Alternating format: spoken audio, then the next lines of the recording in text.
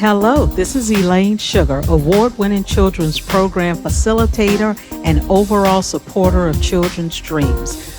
Welcome to the Empower Teen Self-Esteem podcast. We bring you ideas and resources that help teens shine and help ease parents' minds.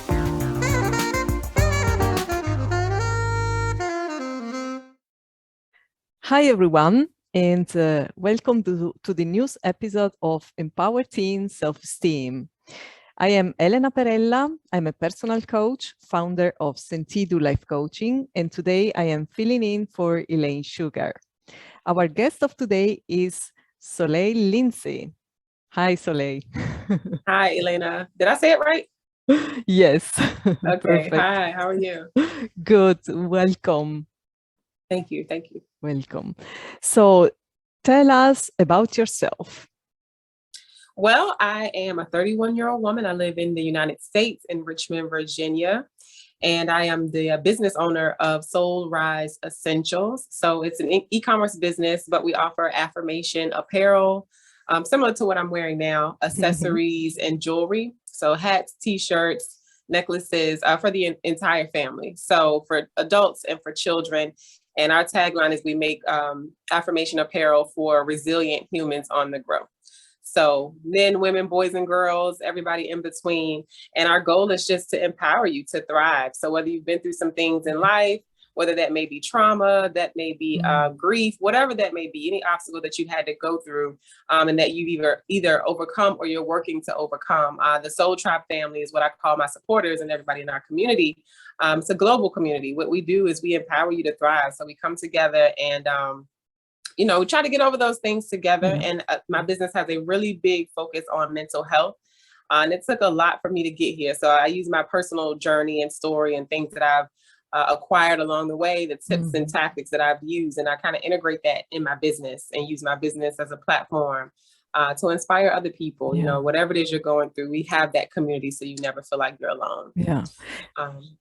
It's so nice because, well, these things that you can wear, they are like a kind of reminder of your strength, right? Of what you can overcome in life. Yeah. Absolutely. Yes. When I was younger, going through the things that we'll probably talk about a little later, I had a little ring and it had an affirmation engraved on the outside and on the inside. And it got me through some tough times. So it may seem small and minute to people, but like you said, they're personal reminders for you. You can look down at your shirt, look down at your hand or your necklace and just be reminded of where you want to go, where you've been, and also, again, where you want to go. I think it's a fantastic idea because often we are so busy with everything and we let ourselves, how can I say it? We let other things bring us down and suddenly we can read something that reminds us of our strength and that's it. We can continue our day with a different attitude, I think. Absolutely. Yeah. And so you were saying that you went through a lot in your life, right? Yeah. So I know we have a lot of teens listening and in my teenage years, it was really rough. You know, I've been learning a lot about psychology, child psychology, the brain, different things about the brain. And the easiest way that I could look at it now is that I was a child. My brain wasn't even fully developed yet. The environment in which I grew up in, and the circumstances that I grew up in, they just were not really favorable. My childhood was not horrible. But there were some things that kind of caught up to me as a teenager, and I started experiencing my first mental health bouts. And at the time, I didn't know what I was going through. I didn't have language to put to it. And it wasn't until about 19 is when I started my healing and wellness journeys. And it wasn't until my early 20s until I realized exactly what I was going through. And as a 31-year-old woman, I'm still figuring out some things. So it's been a journey. And one of those things includes I'm not sure if you all are familiar with the school to prison pipeline where you are. Have you heard of that? No. Well, I was Googling indeed in order to understand better what it was. So you can explain it better. Yeah. So mostly it happens in inner city environments. So the inner city is where I grew up in Richmond, Virginia, in the States. And in those urban areas, the resources are lacking a little bit. So it's a lot of crime, it's a lot of poverty, it's a lot of trauma, it's a lot of things that we experience. So you take all that stuff wrapped into one and you send these kids to school in these different household situations, community situations. You put them in one group in school and we're trying to learn. You can't learn. There's a lot of fighting going on, disruptions going on.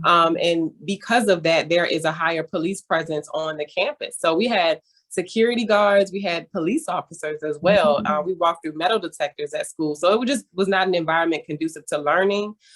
So that kind of funnels children from school into the prison system. So the school to prison pipeline is what they refer to it as.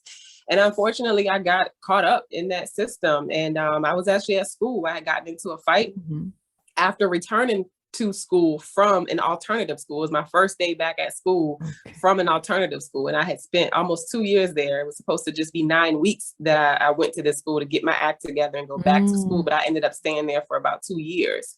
My first day back in school, I got into a fight with a young lady. I had no idea who she was. I guess she was like the school bully or something like that, but I didn't know anybody, you know.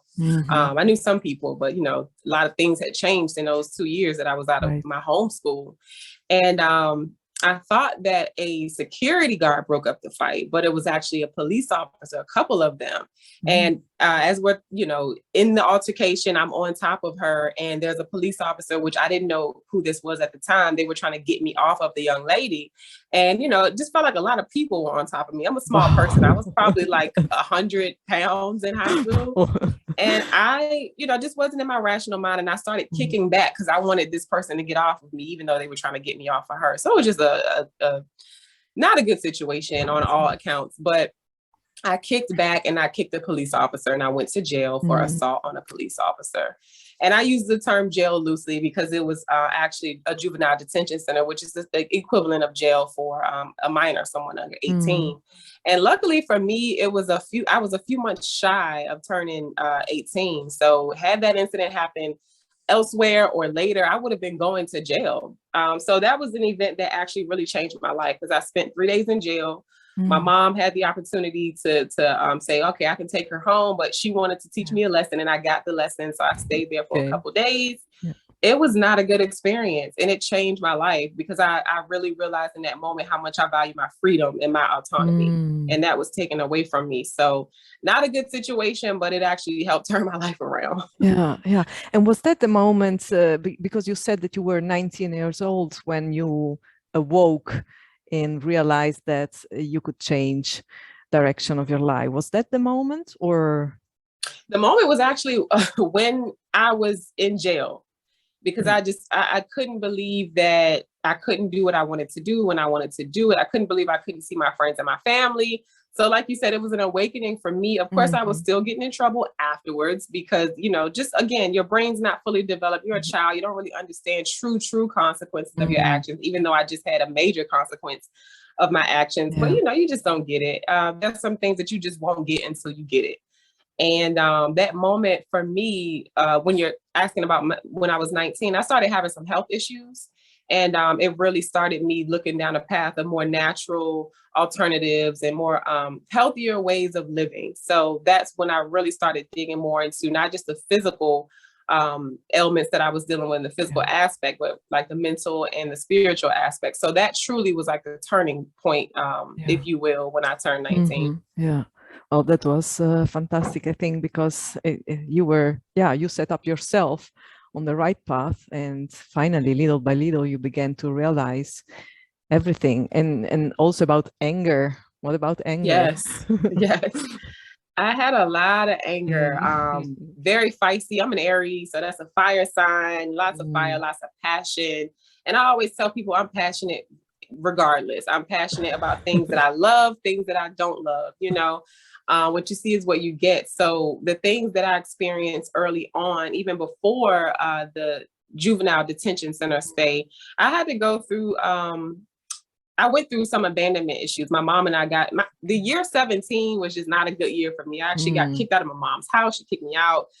She just couldn't really handle the pressure of what I was taking her through. And I had a twin sister and she was doing really, really well in school. And my mom was trying to put her focus into her. She was also a single parent, although my grandfather lived with us as well. he worked a lot. My mom also worked a lot. So I dealt with wanting attention and not really getting it at home because mom was just doing what she had to do to make money for her children at work. But as a child, I'm craving affection. I'm craving attention. And there's also a part of my story that involves my father. He wasn't around either. So when I look back, you know, hindsight is always 2020. I realized that I was upset and really angry because I wasn't getting that attention. You know, I'm a very affectionate person. I love to hug. I love to kiss. So I wasn't getting that. And again, I wasn't able to piece all this stuff together until that journey that I started on at 19. And some of this stuff, again, I'm still figuring it out. Yeah. But I was really angry. And I think, again, part of it is just my natural temperament, just being a passionate person. And that anger just was kind of displaced. And to be honest, I didn't know why I was angry at the time in the moment. But I'm not as angry anymore. And it feels great. It feels great to manage my blood pressure and to manage my temperament. And I've, you know, started working with different homeopathic doctors that have allowed me to use plant medicine to really temper me out and even me out, and talk with therapists and figure out why was I so angry. So still a work in progress, but anger was one of the only emotions I could identify with for a really long time. Wow, you've done a lot of work. Yeah. And what would you say to a teenager that is listening now about anger? What if they feel angry and they don't know why and what to do about it? I will say, first of all, your anger is valid, because anger is always coming from somewhere, whether we know where it comes from at the time or not. It's always valid. And if you need to talk to someone that is an adult, someone that you trust, someone that sometimes could be a professional, it could be a confidant, it could be a caregiver, a parent, a mentor, talk to someone and let them know how you're feeling, because even if you can't process that emotion to find out the root of it, they can probably help you figure out the root. So again, it has to be a trusted source, because I had some adults that were trying to talk to me, but I didn't trust them. I didn't even know what was going on too. But if I did know, I didn't trust them to talk to them. And there were some people along the way. I would also say find a mentor outside of those other conversations that I was just talking about. Find a mentor and someone that can allow you to figure out what natural gifts and abilities that you have, because even if you have that anger, you can transmute it and do something else with it. You know, if you're feeling angry, maybe you can go write, maybe you can go dance, maybe you can go roller skate, whatever that hobby may be, something that you really enjoy to do. For me, it was modeling. I love self-expression. So I would put on clothes and makeup and get my hair done, and I would just turn into a different person. You know, I wasn't that angry girl anymore when I was on the runway or when I took pictures. So find a hobby, identify the root of that anger, and know that it's okay to be angry. It's not okay to be an angry person, but it's okay to have anger as an emotion. We're colorful humans with a colorful emotion wheel, if you will. So anger is okay, but anger is not an emotion we should be ruled by in life, because it can make us make some really bad choices. And for me, it was landing in jail. So that's what I would say. Yeah, that's beautiful. Thank you. Yeah. So you hear, channel your anger into something constructive. Yes. Yeah. And keep working through it. You know, keep working through it to figure out why you're that angry. And if I can do it, you can do it. Yeah. And so anger and violence, and there are other things that were part of your life. Yes. Yeah. I have on this Grateful Guided Mama t-shirt because now I'm a mom. Now I have a son, and working through my own trauma as a child was really important. Again, I'm still doing the work, but it was really important to not continue patterns that were passed down in my family, to be a more intentional parent, a more conscious, caring, loving parent. So that's something that I'm working through. And also being a single mom, you know, back to choices. Choices, you can choose to stay angry, or you can choose to, like you said, transmute that energy into something else. So just doing the work to be a happier person, because challenges are going to come. You know, that's part of life. We're going to ebb and flow. They're going to be good things, bad things, indifferent things. You're going to be joyful one day. You're going to be happy, elated, sad the next. You just never know what's around the corner. But just still doing that work in the midst of, because like I said, there are some things that I had gone through and I am going through as a parent, especially with trying to co-parent, things like that, and how to mitigate that.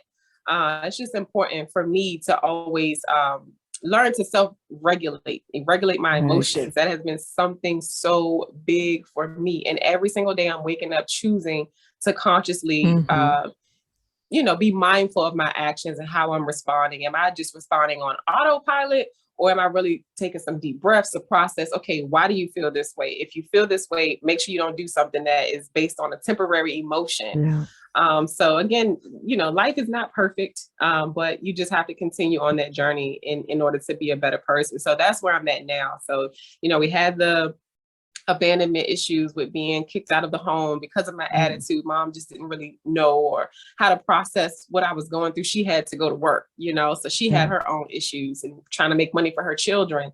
And then, the jail thing, I went to a couple of different alternative schools. So getting kicked out of my home school and sent to an alternative school, I didn't get to do things like driver's ed. I didn't get to have my license until I was 21 years old because I didn't take driver's ed in school. So I had to wait a certain period of time to be able to get my license. So just choosing, making good choices, because they do catch up with you when you make bad ones.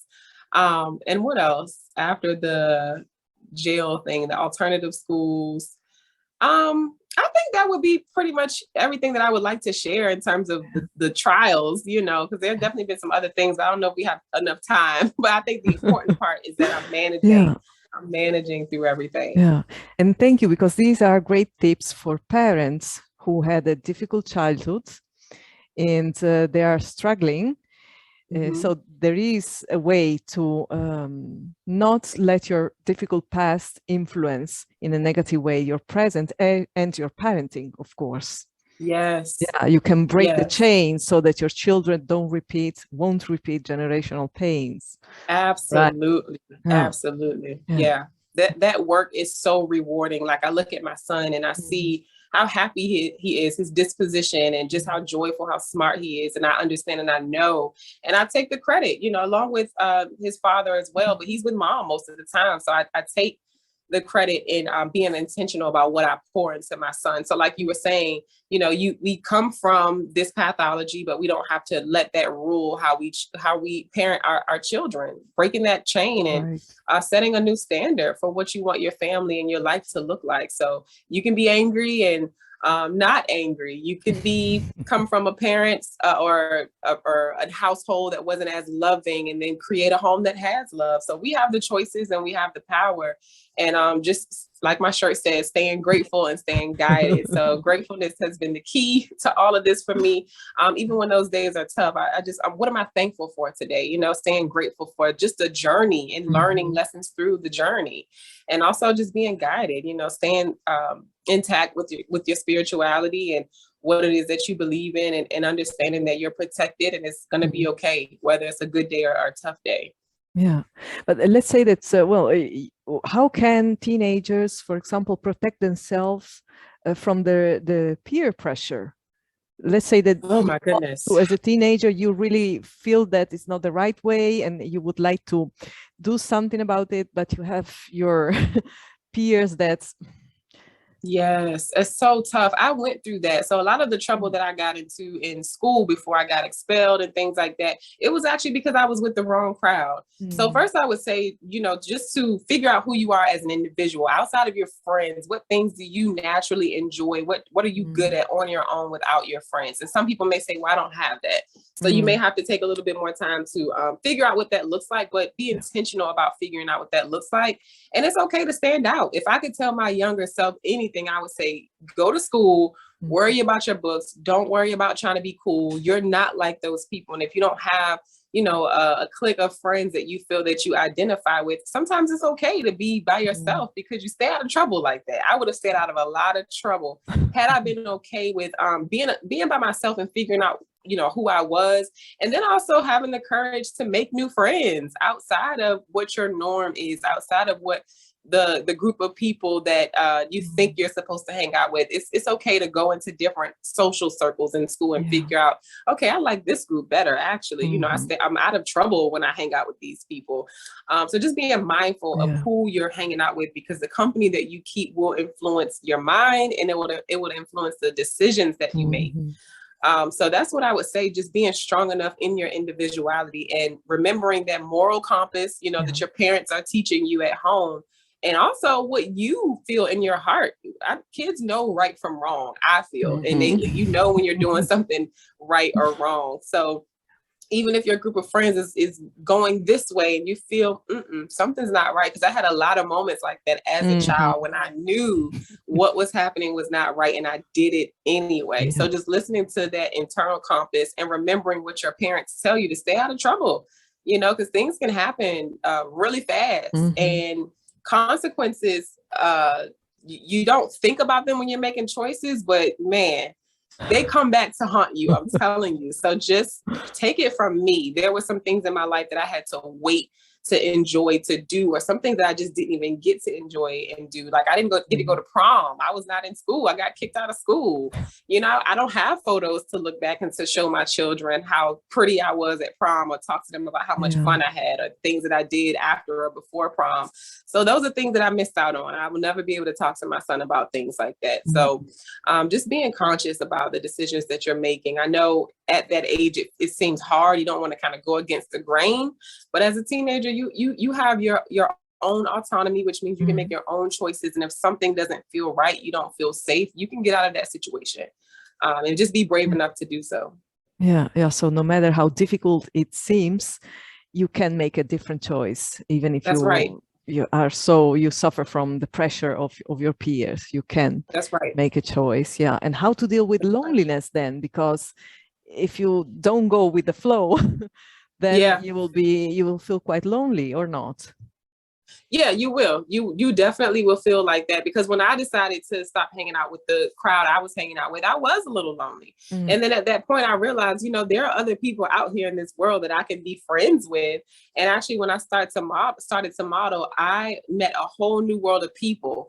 And I started to, just encourage and push myself to hang out with people that didn't look like me, that didn't talk like me, that didn't enjoy the same things that I did. Now I have friends all over, with different perspectives, different beliefs. Now that I'm a professional, I have different people that I can call on.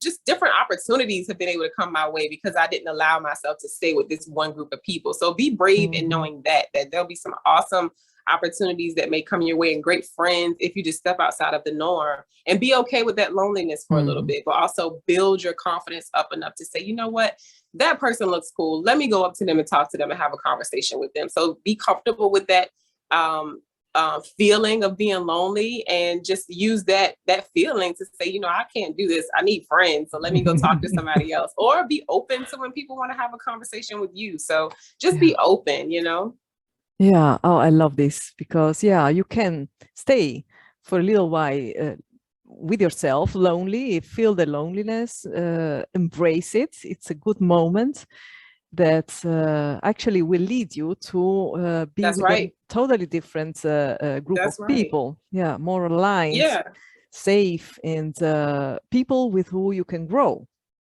I think.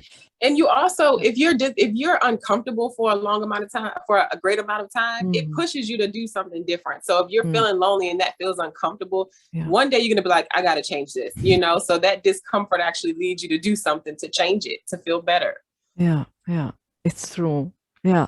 Thank you so much. Yeah, you're welcome. Yeah. Would you like to add something more, to tell more about your story and your business? Well, I would just also say, if you are someone that because when I was in school, I didn't really feel that pressure of having to go to college. College is great. It's for some people, but I'm a great learner. I'm not a good student, but look where I'm at now. I'm on this podcast now. I'm talking to you, sharing my story, and the story didn't end bad. It's a really good ending. It's still being written. But I have a life full of purpose now, and my work is my purpose. And it felt great getting ready this morning to come downstairs and talk to you about my life, and to talk to you about my business, and being able to impact other people. So just know that even if your journey doesn't look like someone else's, or you're not quite sure, that school is right for you, or what major you want to major in, just be okay with that feeling too, and talk with a mentor, talk with one of your parents to figure out a plan, and to figure out what things that you're good at, because you'll be led in the right direction as long as you have faith in yourself and you apply yourself and do what feels good, and help other people along with helping yourself. So I do want to say that, and also just thank you for the opportunity today. And if there's anybody that would like to check out Soul Rise Essentials, we also have this awesome podcast that we do every month called Soul Seek Conversations, and we share resilient stories from around the world. So if you have a story similar to mine, a resilient story, and you want to talk about how you're now thriving, what you did to get there, if you're getting over something, what you're doing to get over that thing, I would love to have you on the podcast. So just reach out to us, whether it's via email, on our website, Facebook, Instagram, TikTok, wherever you can find us at. Just reach out to us and we can talk to you to figure out if your story is a good fit. And also, of course, check out our affirmation apparel. It looks great on everybody, especially the little kids. We have merchandise for the toddlers and the kids. So I just want to say, stay inspired, stay encouraged, keep believing. And no matter what it looks like now, if you make a decision to do the work in your life, it can look better. Just build your community around you, like-minded people that love you, that believe in you, that root for you, that make you feel valued. You want to stay close to those people. And if you don't quite have that just yet, just know that there are tribes and community and people out there waiting to embrace you. You just have to be open enough to receive it. Exactly. Yes. And whatever your choice will be, never stop learning. That's right. That's right. Yeah. Yeah. So in this way, you will never stop growing. You will continue to evolve. Yeah. Okay. That's right. Yeah. Thank you so much. You're welcome. This was the episode for today. I'm Elena Perella, filling in for Elaine Sugar, and thank you for watching. Thank you for joining us for this episode of Empower Teen Self-Esteem. Please follow Kids More Sugar on social media. Please do subscribe to our YouTube channel to show that you support this content. And you can visit our website at kidsmoresugar.com to learn more about our free online kids program. Thank you.